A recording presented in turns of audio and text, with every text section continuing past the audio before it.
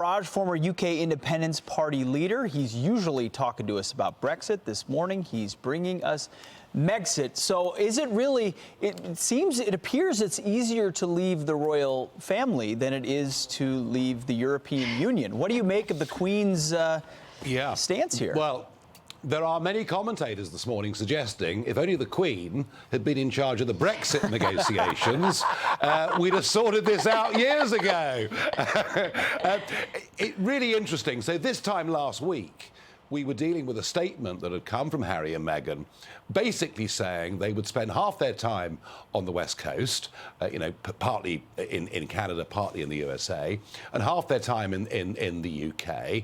And they were trying to have it both ways. They were trying, on the one hand, to say, we're going to make lots of money out in Los Angeles, but we're also going to keep our royal titles. And the British public did not like the idea of them trying to have it both ways. You cannot privatise or commercialise the monarchy.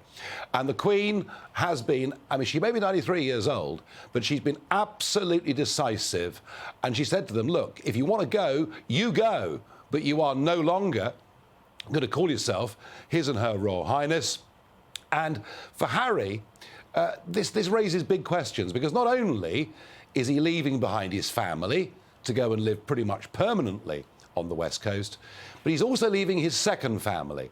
And Harry, Princess Diana, tragically killed when he was 12 years old. He's always found that difficult to grasp with.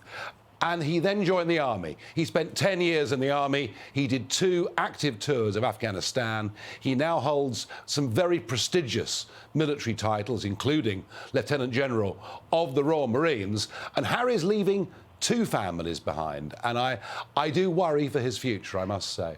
Nigel, how much of this, very hard break that the Queen ultimately came to with them has to do with the fact that there was, surprisingly, videotape of him and Meghan sort of pitching themselves to the CEO of Disney, trying to get voiceover work? There was, when you saw that video, there was no question about what was going on. Look, if you're in the royal family, you're in what's called the firm, all right? And you live in a nice house, you spend much of your life in royal palaces and elsewhere, you've got full security, full transport, cars, helicopters, you name it, and in return for all of that, and in return for being royal and His or Her Royal Highness, you have to carry out engagements. And those engagements may be cutting a ribbon on a new wing of a hospital. It may be, getting involved in charity of some kind.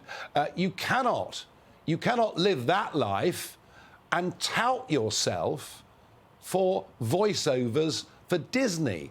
And that is what Harry and Meghan did. And I think when the public saw that, sympathy for them. Look, on a personal level, we all want them to be happy, but you cannot commercialise the royalty. The Queen saw what huge damage that could do. She has acted decisively, and we are very, I must say, very, very lucky to have this Queen. She is a quite amazing woman. Very, very quick surprise, cutting ribbons and going to charities, really heavy lift in there. On this side of the pond, I think we're a little surprised that they're giving all this up. What's it like actually in England?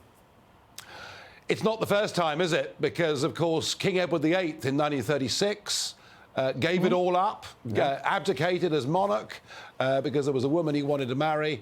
And this is a sort of modern-day abdication. Harry may not be king, but he is giving up a tremendous amount. Meghan Markle is the big winner out of this.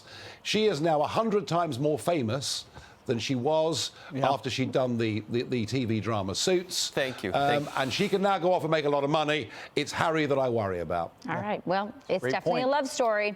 Thank you so much, Nigel. It's something. Thank you. Nigel, thank you very much.